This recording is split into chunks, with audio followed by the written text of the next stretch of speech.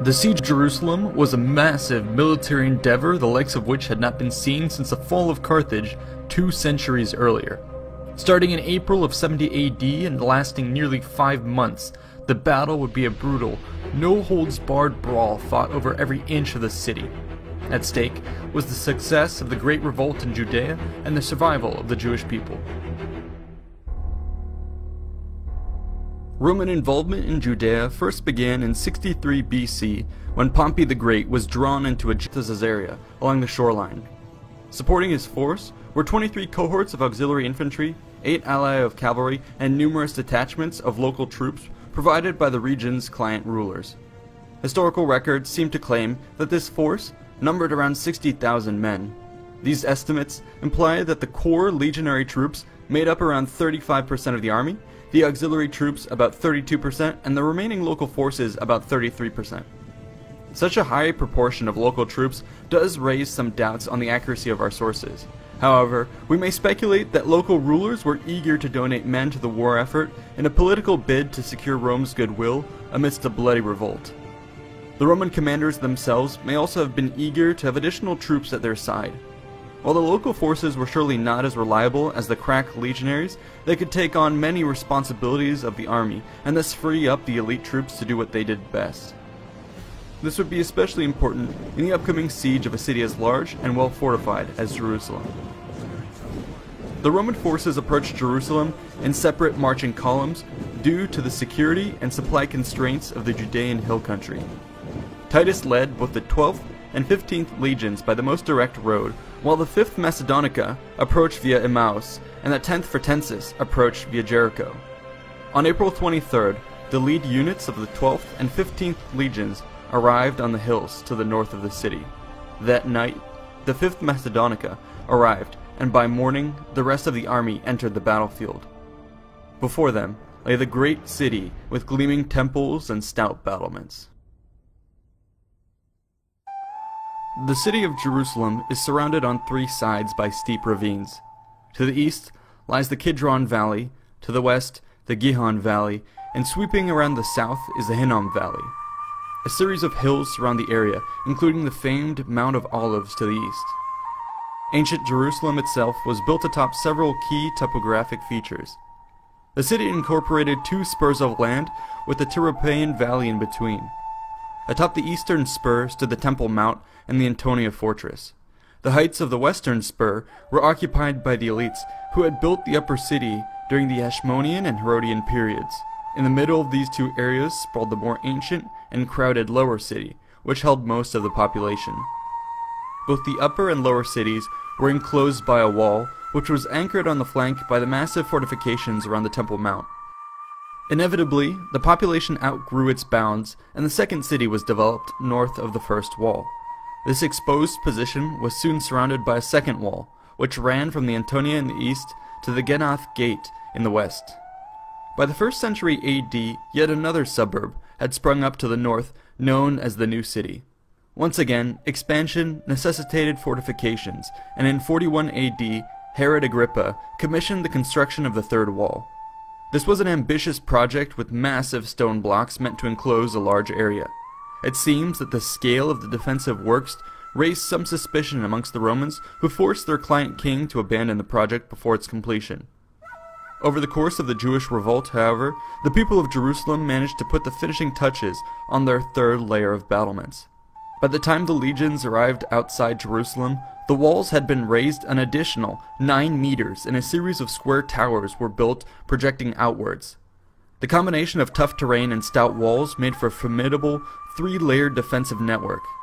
Additionally, the maze of narrow streets between the fortifications could be easily blockaded, while numerous underground water and sewage passages meant that defenders could emerge from any direction for a surprise attack on intruders. Bunkered within this massive, fortified city was a garrison of approximately 20,000 Jewish troops. However, these were not professional forces. Rather, they were a motley assortment of militiamen, refugees, and zealots. This composition is a reflection of the thoroughly fractured nature of the Jewish resistance. Since the outbreak of the revolt, an effective, Centralized government had failed to take form, and the resistance suffered from a chronic failure to synergize its various factions. Jerusalem had been divided along party lines and was tearing itself apart in bloody political infighting right up until the arrival of Roman forces. The principal leaders were Simon Giores, who laid claim to the Upper City, and John of Gischala, who was based out of the Temple Mount. Simon led the larger of the two forces, which included 10,000 men under 50 officers and 6,000 allied Idumeans under 8 commanders. These troops garrisoned the first wall from the Kidron all the way to the Palace of the Kings. On the other side of the city, John had an armed following of around 6,000 men under 20 officers and was joined by Eleazar with his 2,400 zealots. These forces held the Temple Mount, along with the surrounding neighborhoods including the Ophel and the Tyropaean Valley. Traditional Jewish fighters were lightly armed and armored. They fought at range with slings, bows, and javelins, before closing in with spears, swords, and clubs. While agile and determined, they often stood no chance in a straight-up engagement against Roman forces, especially heavy cavalry. However, the Jews in Jerusalem were much better prepared than was typical. They had been amassing equipment from Jewish workshops, Herodian armories, arms dealers, deserters, and defeated enemies. A substantial amount of gear had been gathered from the defeated Romans at Beth Horon, including an array of artillery pieces. In addition, the confused mess of siege warfare would negate many of the advantages a Roman force would enjoy in a field battle.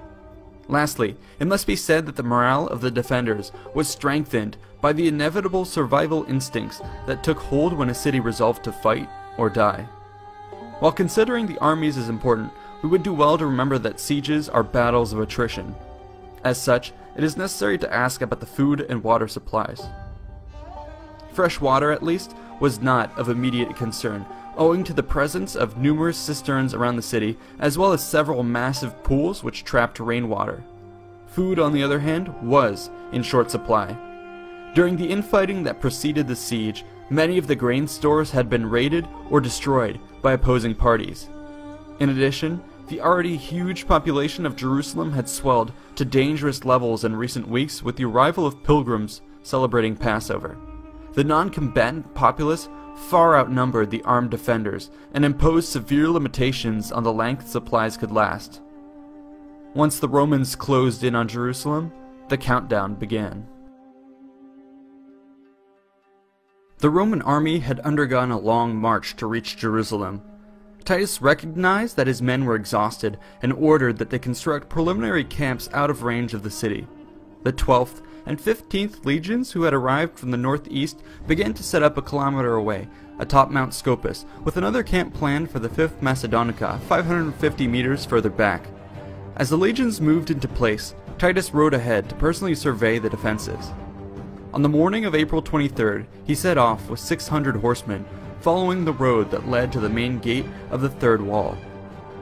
However, the terrain was uneven and cluttered with gardens, olive groves, hedges, fences, walls, and stone structures which had been knocked down by the defenders. In other words, he walked into a maze of obstacles. All of a sudden, Jewish forces burst out of the gate and swarmed the Roman column, cutting it in half. Cavalrymen in the rear bolted out into the open country they had come from. Meanwhile, Titus and his escorts were left behind. The general had neglected to wear his helmet or breastplate for the expedition, but nonetheless drew his sword and led a charge to break out. According to Josephus, he, quote, diverted those perpetually with his sword that came on his side, overturned many of those that directly met him, and made his horse ride over those that were overthrown, end quote. The encounter was a close call, but ultimately the Romans were able to cut their way through, though they lost several men and left many injured. Titus was likely shaken by the event and eager to get the siege underway. He ordered the 10th Fretensis to move even closer and began constructing entrenchments atop the Mount of Olives. However, the Jews were emboldened by their near success and decided to follow up with a massive assault. Sorties poured out of the eastern and southern gateways, their sights set on the working legionaries. Fighters streamed across the Kidron Valley and descended upon the half-built camp of the 10th Fretensis. The Romans were caught completely off guard. Jewish troops started cutting down their disorganized opponents, while more reinforcements rushed out from the city to complete the rout. Titus attacked the flank with his bodyguard, which was enough to force the mob back down the ravine. The 10th Fretensis resumed work, only to come under a second assault from Jews who had been steadily bringing in more and more men. This ferocious attack overwhelmed the Roman force on the low ground. Many of the soldiers fled for the heights, while Titus and a band of troops attempted to hold the line.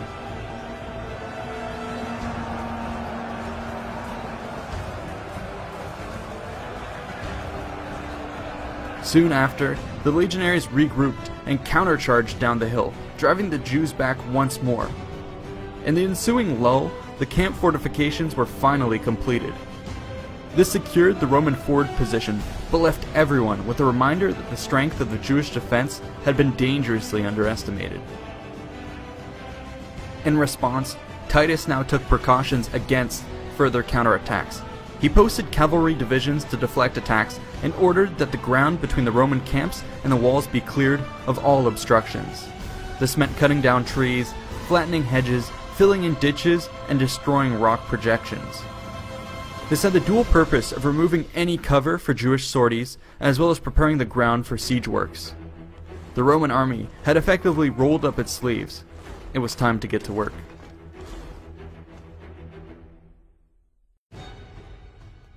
Titus recognized the hardship of attacking from the east, where the ravines were steepest.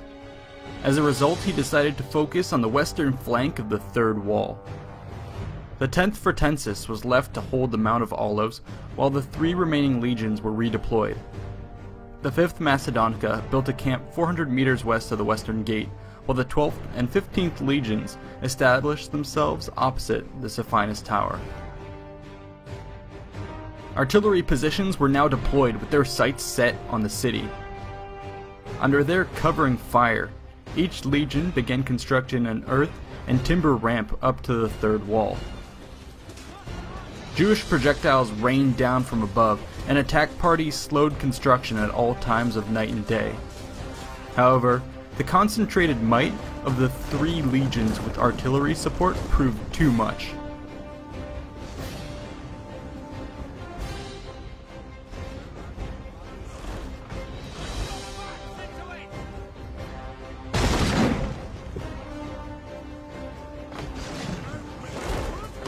The attackers completed their ramps, and soon were slowly rolling battering rams into place.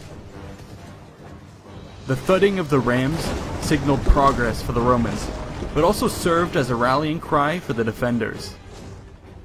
Militia units from around the city swarmed into place to pelt the crews and their guards with missiles from above, while raiding parties attacked the engines on foot from postern doors.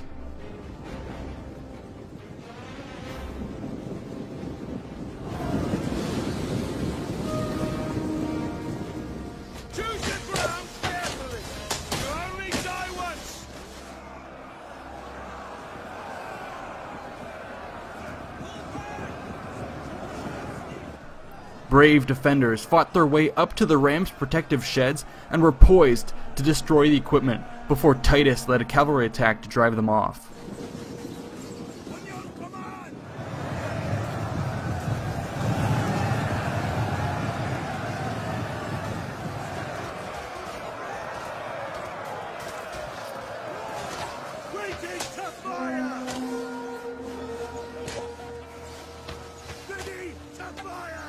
Before ramming was resumed, Roman engineers built 3 siege towers, which were too heavy to be overturned, and which were also fireproofed. These were then rolled into place to provide close fire support for construction and clear the area of defenders.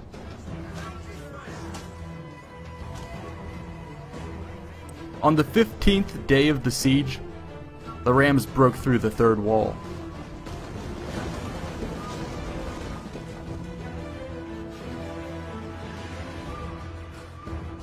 The Jews yielded the outer city to the Romans and withdrew to the second wall. Titus was eager to keep the momentum rolling and established a camp in the heart of the new city, tearing down many structures in the process. The rams were now brought into position once again and targeted the central tower gate. Within 4 days, a breach was formed.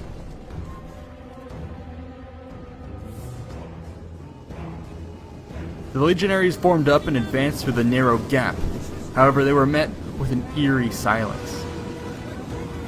As the troops advanced cautiously through the seemingly deserted streets, they were all of a sudden attacked from all directions.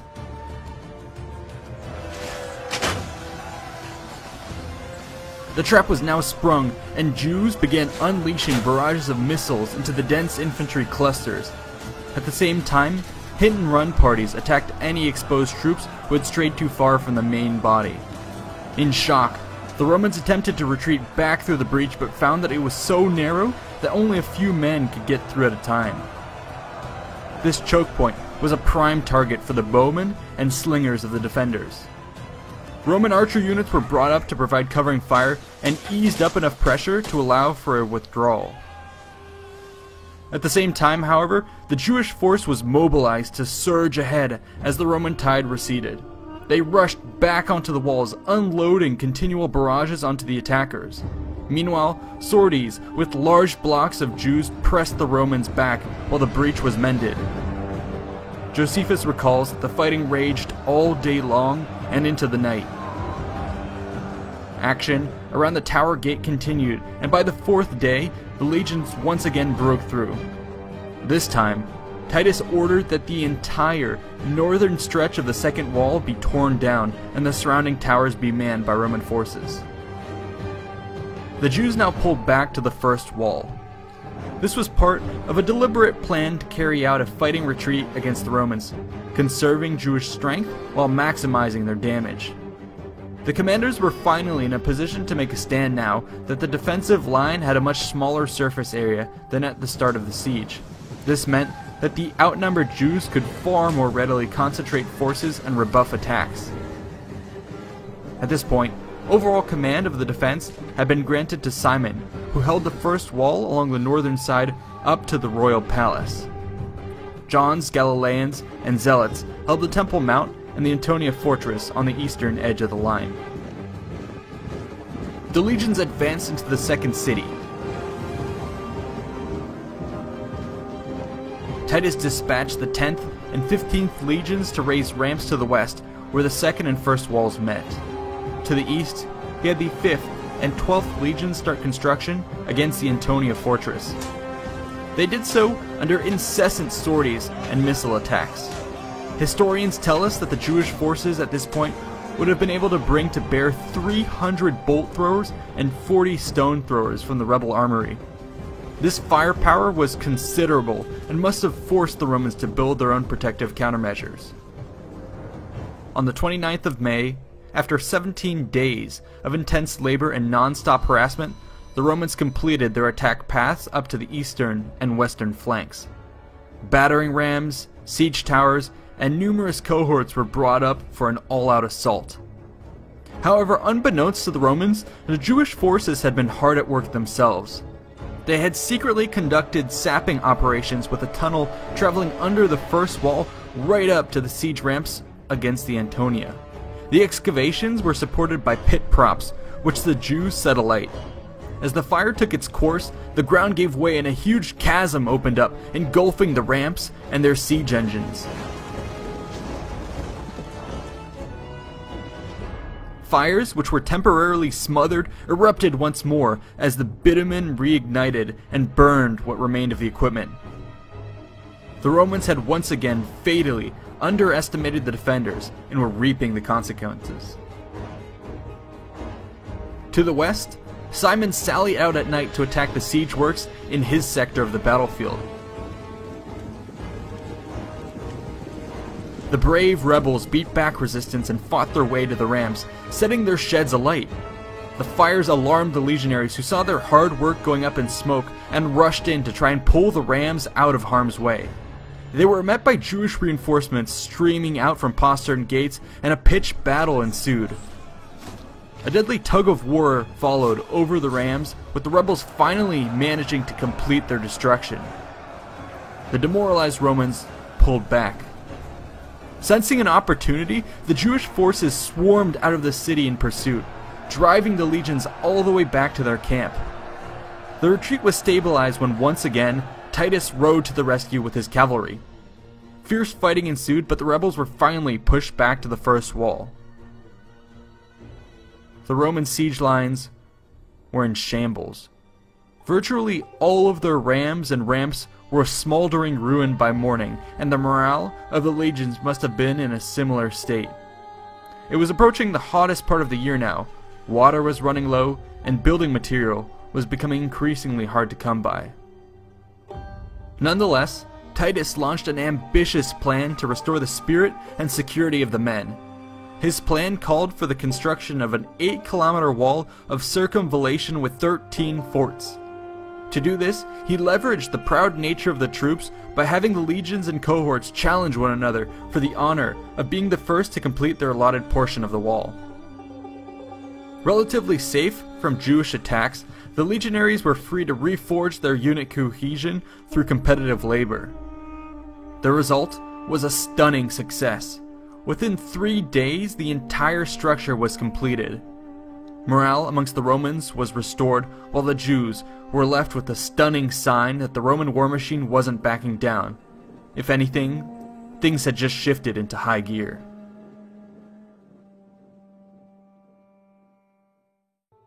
With the completion of the wall of circumvallation, the noose around Jerusalem was finally pulled tight. Previously, citizens had been able to slip out at night to collect supplies from the countryside, but now this proved impossible. Any rebels caught outside the walls were crucified as a terrifying example of Rome's wrath, while even those who defected willingly were often gutted by troops who believed their stomachs would be filled with precious items ingested for concealment. Inside, the food situation rapidly deteriorated. The defenders were reduced to eating pets and boiling hay. Disturbing reports also mentioned instances of infantile cannibalism taking place. Now in the 10th week of the siege, Titus ordered all forces to concentrate their assault on the Antonia fortress. The full-scale assault began with the mobilization of archers and artillery to suppress the walls, while 2 battering rams moved into position and men armed with crowbars took aim at the foundation blocks of the towers.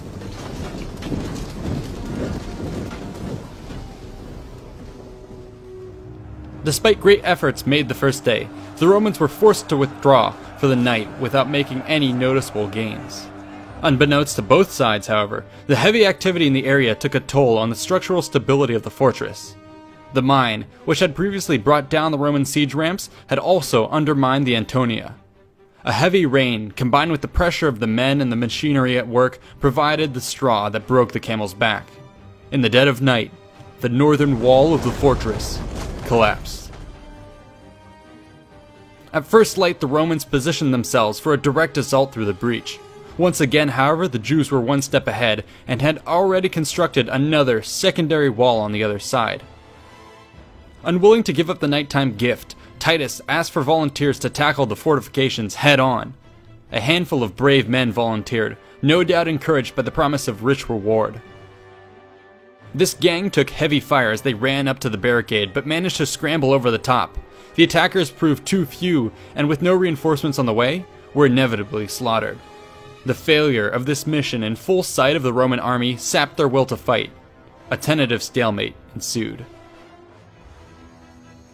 2 days later, in the early morning, 24 enterprising Romans, including a standard-bearer from the 5th Macedonica and a trumpeter, decided to attack on their own initiative. The men silently climbed the ruins of the Antonia fortress and slit the throats of the sentries. With the barricade now secured, the trumpeter sounded a signal. This blast within the walls threw the Jews into a panic as they jolted awake from their sleep. Imagining that the entire Roman army was upon them, they fled to the Temple Mount. Meanwhile, the Roman command was equally confused but knew something had to be done. Titus, along with his officers, collected picked men from the units and immediately sent them towards the sound of the trumpet. When the Jews realized that the Romans were not hot on their heels, cooler heads prevailed and they rallied. Militias streamed into the courtyard as it soon became apparent that the real Roman forces would now certainly be on their way. If they gained a foothold in the sanctuary, all was lost. Both sides realized that this was the case and plunged into the darkness towards the passages linking the Antonia to the Temple Mount. Brutal fighting occurred in the close-quarter confines that dragged on for nearly 10 hours. In the end, the fury of the Jews, fed by constant reinforcements, prevailed over the Romans, who sounded the retreat, thus ending the first battle of the temple. Titus ordered the men to raise the Antonia on his side of the battle lines, and within a week was ready to renew the attack. 7,200 legionaries, picked from 30 of the best troops from each century, were mustered at night on July 17th. These men silently shuffled towards the ruins of the Antonia for a surprise attack. Jewish sentries, however, picked up on the advance and sounded the alarm. In some areas, Roman forces were able to cut their way past the previous week's high water mark. However, in the obscurity of the night, chaos reigned. This was made even worse by the fact that the rebels had equipped themselves with captured Roman gear to the point that many legionaries and Jewish units ended up bumping into and fighting friendly forces. The combat was so confused that it proved virtually impossible to capitalize on any gains either side made. When the sun eventually began to rise, some degree of order was finally restored. Josephus reports that both sides now separated and drew up into ragged battle lines at the edges of the sanctuary's northern edge. Missiles began to fly, and a savage pitched battle developed. Titus attempted to orchestrate an organized attack, but the tight confines again rendered this futile.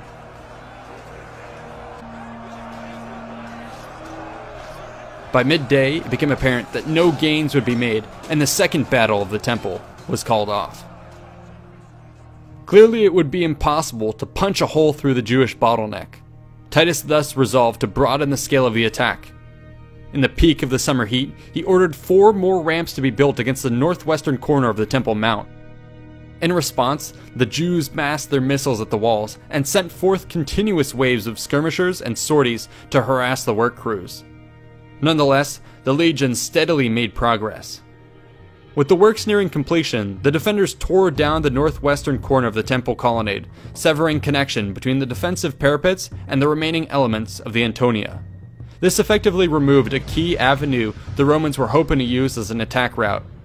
At the same time, a major sally was attempted against the Roman wall of circumvallation at the Mount of Olives. Though unsuccessful, this assault once again attested to the boldness of the defenders. A cornered beast was certainly a force to be reckoned with. On the 27th of July, Roman work parties building a ramp against the broken end of the western colonnade spotted an opportunity. It appeared that Jewish activity on the other fronts had caused a withdrawal of defensive forces in the area. The legions rushed forward with ladders for an immediate assault by escalade. Hundreds of troops now swarmed onto the undefended walls, with many more following behind them. However, the Jewish retreat had been a trap. In the previous days, they had secretly filled the rafters with dry wood and bitumen, which they now set alight. The entire sector of the wall burst into flames, with the Roman assault troops caught in the inferno. This occurred in sight of both armies and provided a tremendous morale boost to the defenders. The Romans proved wary of another escalade assault and instead tried to breach the walls with rams and picks. For days, they worked around the clock in relays to undermine the defensive fortifications. They did so under a continuous bombardment of missiles and harassment. Eventually, several huge blocks were pried loose, but the thick construction of the Temple Mount defied all attempts at destruction. Titus must have been unimaginably frustrated. Desperate for results, he ordered another storming of the walls. The results were predictably bloody. Roman troops climbing the ladders were dangerously exposed. Many found themselves toppled in their attempts to scale the walls, while others finally managed to reach the top under continual artillery and archer covering fire, only to be left isolated. Those that did make it up were vastly outnumbered and slaughtered. Roman centurions resorted to throwing legionary eagles onto the walls in a bid to motivate the proud soldiers to retrieve them. However, even this desperate measure proved fruitless and only resulted in the death of even more bullheaded attackers. The increasingly costly assault was abandoned. Rather than abandon all hope, Titus made preparations for yet another attack on the temple in the beginning of August. The objective would be to finally push through the bottleneck at the Antonia and move out onto the open spaces of the courtyard, where the legions would gain the necessary space to fight effectively. Archers and artillery were massed in and around the ruins of the Antonia. These began to target the defenders holding out at the north end of the temple complex. Once they had cleared Roman troops burnt out and tore down the entire northern colonnade. This would allow the attackers to deploy along the entire width of the plaza, while at the same time stripping away a crucial Jewish defensive position. While the northern battlements were now destroyed, sight lines were opened up onto the other flanking battlement positions. The defenders stationed here found themselves dangerously exposed and were forced to pull back. The Jewish line of defense was reformed and now cut across the center of the Temple Mount, with the temple itself serving as a central bastion. It is around this time that the gravest of ill omens took place. This spiritual crisis involved the daily sacrifice of lamb to Yahweh. Like clockwork, the priests had upheld the holy rite of Tamid amidst the bloodshed and starvation of the siege. But on the 5th of August, the last of the sacrificial lambs ran out. Now, at the height of the siege, with the Romans advancing, the Jews lost their connection to God. The stage was now set for a fight over the very heart of Jerusalem, the Temple Mount. The left end of the ragged Jewish line was stationed at the western gate with access to the upper city. The right flank was anchored on the opposite side of the colonnade at Solomon's portico. The center of the line ran through the temple and its inner court. The Romans held the north, the Jews the south. Both sides were prepared for a fateful duel within the enormous gladiatorial arena that was the Temple Mount complex. In the center of the battlefield was the linchpin of the Jewish defenses, the inner temple. Just like the Temple Mount, the temple was surrounded by a wall with wide fighting platforms atop a series of perimeter colonnades. The eastern half of the compound was known as the Court of Women. This was then connected to the western half by another wall and the Corinthian Gate. On the other side lay the Court of the Israelites, and beyond that, the Court of the Priests. At the very end lay the Holy of Holies, a 45-meter tall, white marble edifice adorned with enormous golden gates and topped by golden points. This was said to be the very house of God, in which only the high priest entered on the Day of Atonement. In fact, the entire inner temple was normally off-limits to all but a select few. Extraordinary circumstances, however, call for extraordinary measures, and the holy spaces today were packed with defenders. Despite being exhausted and on the verge of starvation, the Jews attacked at dawn on August 9th. Troops burst out of the eastern gate and rushed the Roman lines in force. The surprised legions reeled from the punch, but managed to hold their ground. Once more, Titus had his cavalry mount up and charge across the open ground. The small group of horses crashed into the Jewish mob, sending shockwaves through the mass of men. However, the attack failed to dissuade the rebels, and the third battle of the temple began. This engagement was characterized by a confused series of attacks and counterattacks along the eastern end of the sanctuary. Jewish defenders offered supporting fire from atop the nearby temple rooftops, while their Roman counterparts did the same from their own rear lines. The following day, August 10th, the Jews again launched an attack on the Romans holding the outer court, initiating the fourth battle of the temple. The engagement was similarly hard fought, but the crush of a Roman counterattack managed to drive the defenders right up to the temple walls itself. Here, Jews atop the walls dislodged stones and threw down an assortment of projectiles onto the Romans. However, in the close press below, a pair of legionaries were seized by impulse. One grabbed a piece of flaming debris, while the other hoisted him up against the north side of the temple. From this elevation, he lobbed the burning timber through a low, golden door into the sanctuary chambers. In the summer heat, the highly flammable timbers and textiles took light.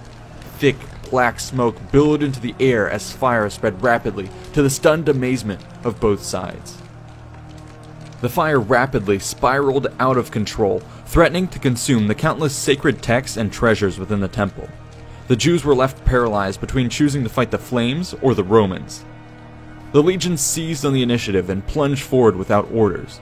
They battered down the eastern gates and penetrated the inner court of the temple. In this moment, at the climax of a grueling 3-month siege, the attackers gave way to their bestial nature. Soldiers broke free from their officers, controlled only by a toxic psychological state of repressed rage and frustration. Pity was the first casualty, soon followed by a butchery of all those who did not flee the hellscape. The young, the old, the helpless. All were put to the sword. This bloodlust would only be matched in intensity by greed. Roman soldiers plunged into the flaming complex, intent on making off with treasures inside. The frenzy reached a fever pitch where Roman troops were being trampled to death by their comrades. The arrival of Titus seemed to have little effect on the state of the men. This was often a natural occurrence in the final stages of a siege, when even the ablest of commanders could do nothing to restrain the wild passions of soldiers. Eventually, the delirium subsided when the temple was picked clean by both men and flames. Chants of Imperator, Imperator, Imperator greeted Titus as he ordered the sacrifice of an ox, a sheep, and a pig at the eastern gate of the temple. With this move, he consummated the domination of the Roman gods over that of the Jews.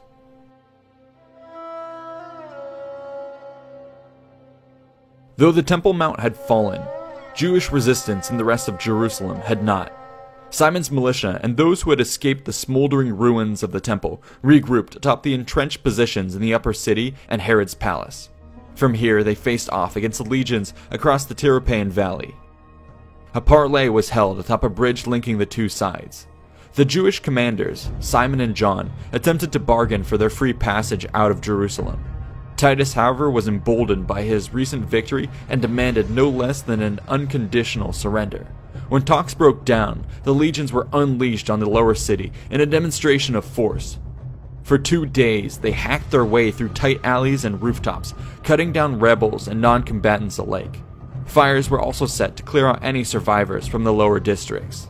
The flames did tremendous damage to life and property.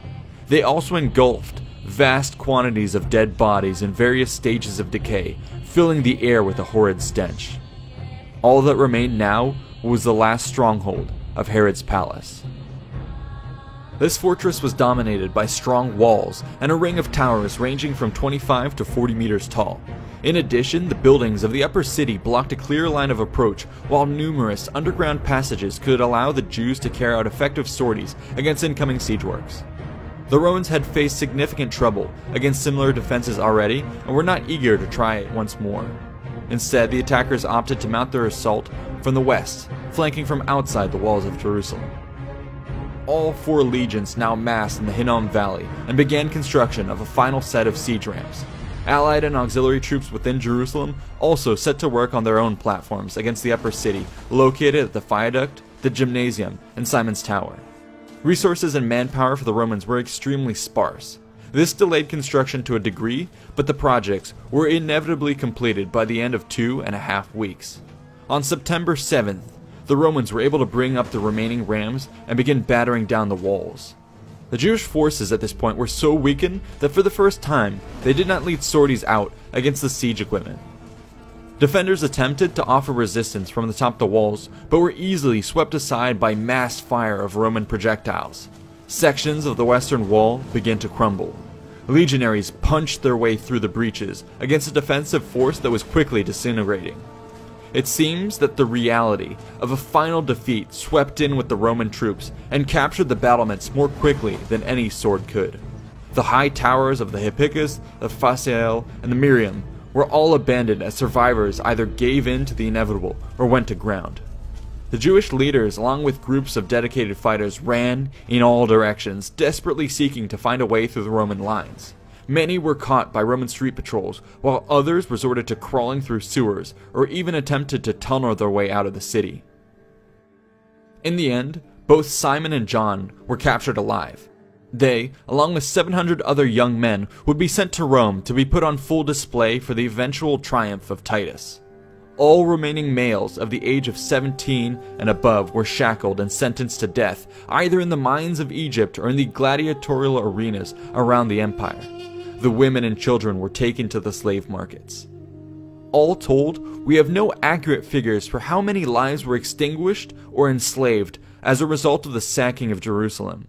Josephus would have us believe that over 1.1 million were killed, while Tacitus offers a more plausible 600,000. These numbers both seem wildly inflated, but may be an indication of the carnage that took place when Titus resolved on destroying a highly populated city filled with refugees and pilgrims. We have only to look at the modern sieges like Stalingrad to imagine the horrors which befell the numerous non-combatants trapped within the walls. Back in Rome, Emperor Vespasian was busy preparing the stage for the honorable return of his son. The victory at Jerusalem warranted a triumph and would be used as a centerpiece for the legitimization of the Flavian dynasty. When the time came, Titus would parade down the streets of Rome atop a chariot, at the head of a procession glorifying the conquests in the east. Soldiers and captives marched down the streets in full regalia, alongside floats depicting dramatic scenes from the campaign. Vast amounts of treasure were also on display, including the great seven-branch menorah. The crowning moment of the festivities involved the flaying and ritual strangulation of Simon Gioras, who had served as the overall commander of the Jewish forces during the siege. While the revolt may have been symbolically crushed, Jewish resistance would burn on until the final Roman suppression of Masada in 73 AD. Though this would bring about the conclusion of the first Jewish revolt, there would be several more to follow, each with increasing levels of devastation. The Siege of Jerusalem stands out as one of the most brutal examples of classical-era total war since the fall of Carthage 200 years earlier. Humans did this. Hundreds of thousands of babies, cradled by mothers, grew up through millions of unique experiences only to find themselves all at Jerusalem.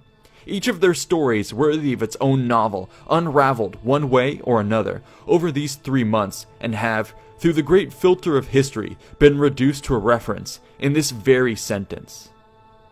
I don't think you or I, or our species, has the capacity to truly understand this. In the end, perhaps all we can do is take the time to pause and reflect. As we do this, we can, in a way, commune with our ancestors who did the same. At Carthage, for instance, it is said that Scipio Aemilianus weepingly looked over the flames which engulfed the city, imagining that one day such flames would be seen over Rome itself. At Jerusalem, we can imagine that Titus was also seized by similar thoughts. Today, I am sure we can also bow our heads humbly and reflect upon the destruction we reap across the world, which may one day return to our own homes.